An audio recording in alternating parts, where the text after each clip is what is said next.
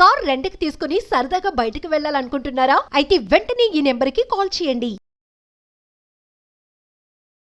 నమస్తే, welcome to Suman TV. ప్రస్తుతం మనతో పాటు ఉన్నారు బిజినెస్ అనలిస్ట్ నంది రామేశ్వరరావు గారు. సార్తో మాట్లాడదాం. నమస్తే సార్. సార్, ఎన్నికల్లో గెలిచేందుకు ట్రంప్కి సహాయం చేసినటువంటి మస్క్ ఇప్పుడు ట్రంప్ పెట్టినటువంటి నిబంధనలతోటి విభేదాలు వస్తున్నాయి అంటే ఏం చెప్తారు? విభేదాలు రావడం, ఇద్దరు పార్ట్నర్స్ ఉన్నా, ముగ్గురు పార్ట్నర్స్ ఉన్నా, డైరెక్షన్ విభేదాలు ఎప్పుడూ వస్తాయండి. ఎందుకంటే ఇప్పుడు మీరు ఇంకో ఇద్దరు పార్ట్నర్స్ బాగా చేస్తున్నారు అనుకోండి, 4th పర్సన్ ఫీల్ అవుతాడు. వీళ్ళు బాగా సెట్ అయిపోయారు, డబ్బులు సంపాదిస్తున్నారు, పరపతి వచ్చేస్తుంది, బ్రాండింగ్ వచ్చేస్తుంది, మార్కెట్లో నేమ్ వచ్చేస్తుంది, ఇన్ఫ్లో ఆఫ్ మనీ అని. మన ఇండియన్ మెంటాలిటీ అంటే నాకు ఒక్కరిని తీసినా పర్లేదు కానీ ఆవిడకి 2 కళ్ళు తీసాను. ఇక్కడ కూడా అది ఎందుకు చెప్తుంటే అది ఆ మెంటాలిటీ మన ఎంతసేపు ఎదురు అమ్మాయి అబ్బాయి పెరుగుతున్నారంటే వాళ్ళు ఎందుకు పెరిగిపోతున్న ఆలోచనలో టైం స్పెండ్ చేశాడు. నేను పెరగాలని ఆలోచించాడు. అది ఒక సిస్టమ్ మార్చుకోవాలి. ఇక్కడ ఎలన్ మస్క్ అనేది తీవ్రంగా కష్టపడ్డాడు, మామూలుగా కాదు, కఠోర తపస్సు అంటారు కదా. ట్రంప్ రావాలని సాయశక్తిలో ప్రయత్నించి ట్విట్టర్లో బాగా అడ్వర్టైజ్ చేసి ప్లస్ పర్సనల్గా ఆయన క్యాంపెయిన్ చేశాడు. ఆయన క్యాంపెయిన్ చేయడం అనేది ఇట్స్ బిగ్ మ్యాటర్. ఒక నిమిషానికి వేలల్లో వస్తుంది ఆయనకి, నిమిషానికి. Not talking about. సో నిమిషానికి అంటే ఒక 4 గంటలు లేడు అనుకోండి ఏదో కంట్రీకి చేయడానికి, సిటీకి. ఆయన ఎంత డబ్బులు లేసండి ఓవరాల్గా చూసుకుని కొన్ని బిలియన్స్ డాలర్స్ పెట్టాడు ఆయన. అడ్వర్టైజ్మెంట్ చాలా పెట్టాడు. అంటే ట్రంప్ని ఎలా క్యాంపెయిన్ చేస్తుంటే ఈ హ్యాస్ టు విన్ అనే మంచి గట్టిగా దృఢ నిశ్చయం పెట్టుకుని గెలిపించాడు. అది పాజిటివ్ స్టెప్. ఎందుకు చేశాడు అది పక్కన పెడితే చేశాడు. దానికి బదులుగా ట్రంప్ కూడా జస్టిఫై చేశాడు. ఏంటంటే I'm giving you one of the best adviser post for you. డోజ్ మనం మాట్లాడడం, డిపార్ట్మెంట్ ఆఫ్ గవర్నమెంట్ ఎఫిషియన్సీ అంటే ఒక పార్టీ తాలూకా విధి విధానాలు, పనితీరు ఎట్లా ఉంది, మంచిగా ఉందా, ఎక్కడ ఇంప్రూవ్ చేయాలి, ఎక్కడ డిలీట్ చేయాలి, ఎక్కడ యాక్సెప్ట్ చేయాలి. మన అథారిటీ డైలాగ్ ఉంది కదా, ఎక్కడ తగ్గాలి చేస్తారు. ఈయనప్పుడు వివేక్ రామస్వామి ఇండియన్.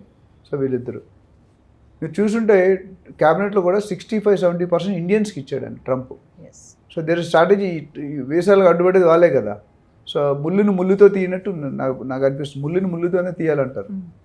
ఎందుకంటే ఇండియన్స్కి పెట్టాడు ఫిట్టింగ్ అని.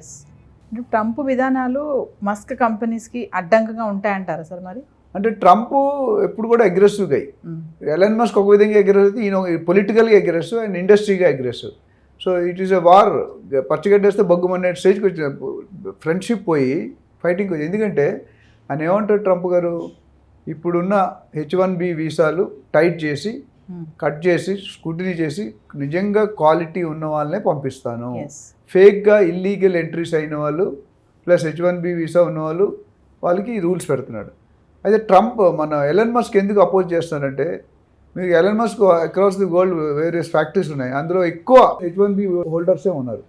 ఈ డెసిషన్ తీసుకుంటే ఫస్ట్ ఎఫెక్ట్ అయితే ఆయనకి, ఆయనే అడ్వైజరు, ఇప్పుడు ఆయనకే ఎఫెక్ట్ అవుతుంది.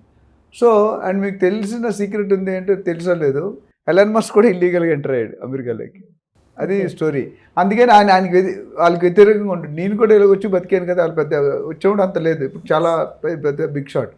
సో ప్లస్ ఈ డెసిషన్ కానీ అమలుపరిస్తే ట్రంప్ కంపెనీస్ అన్నీ కూడా మేజర్ ఎఫెక్ట్ అవుతాయి.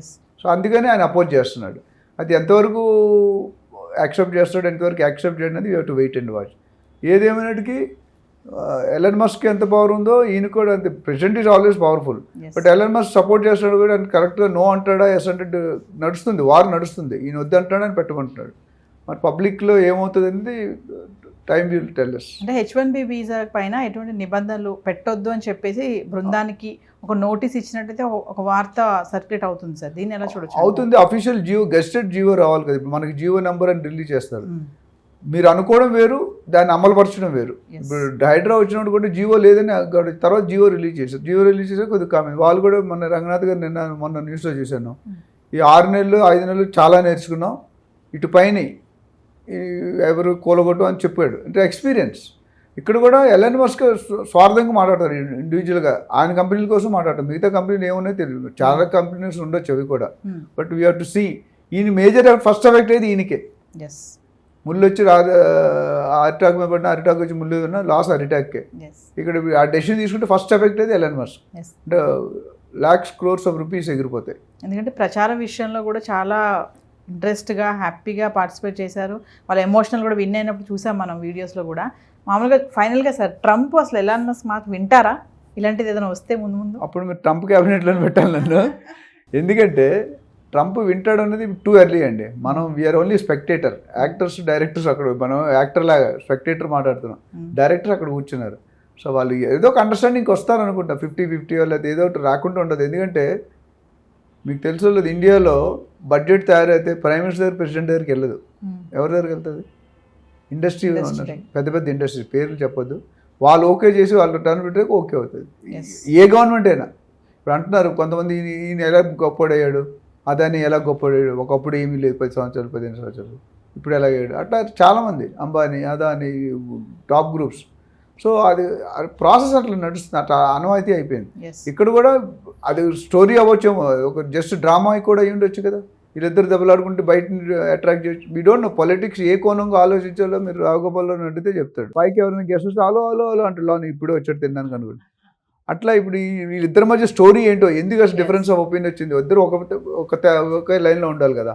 లైన్లో లేకుండా అంటే పబ్లిక్లో డ్రామానా నేనైతే ఒరిజినల్లీ కరెక్టా? ఎందుకంటే అది రూల్ పెట్టాడు అనుకోండి, మేబీ విత్డ్రా అయిపోతుంది, అయ్యే ఛాన్స్ ఉంది. ఇప్పుడు ఆయన వెళ్ళిపోతే కూడా ఈయనకి లాస్ అవ్వచ్చుగా. అవును. సో ఏది ఏమైనా సార్ మన ఇండియన్స్కి అయితే మంచి జరుగుతుంది అంటారా? అంటే ఇప్పుడున్న పరిస్థితుల్లో మంచి జరగాలని జో బైడెన్ స్టెప్ ఏదైతే ఉందో పాజిటివ్ స్టెప్. దాన్ని ఎంతో, నా డౌట్ ఏంటంటే క్వశ్చన్ మార్కు, మీరు ఆలోచించి ఎంతవరకు రీటైన్ చేయగలడు. అది రూల్ ఉంటుందా మార్చేస్తారు. ఎందుకంటే ప్రెసిడెంట్ పవర్ ఎక్కువ ఉంటుంది. ఇప్పుడు రూలింగ్ లేడు కాబట్టి ఊరుకున్నాడు. ఆయన రూలింగ్ ఫస్ట్ దీన్ని కూడా రెండో సంతకం మూడో సంతకం పెట్టచ్చు. So we don't know. రాజకీయాలు 10 తరాలు ముందుగా ఆలోచిస్తారు, 10 తరాలు వెనక్కి ఆలోచిస్తారు. అది మనం థింక్ చేయాలంటే చాలా కష్టం. మనం జనరల్గా వచ్చిన న్యూస్ డిస్కస్ చేస్తాం కానీ we are not the decision makers. నేను చెప్పినట్టు we are the actors only. Thank you sir.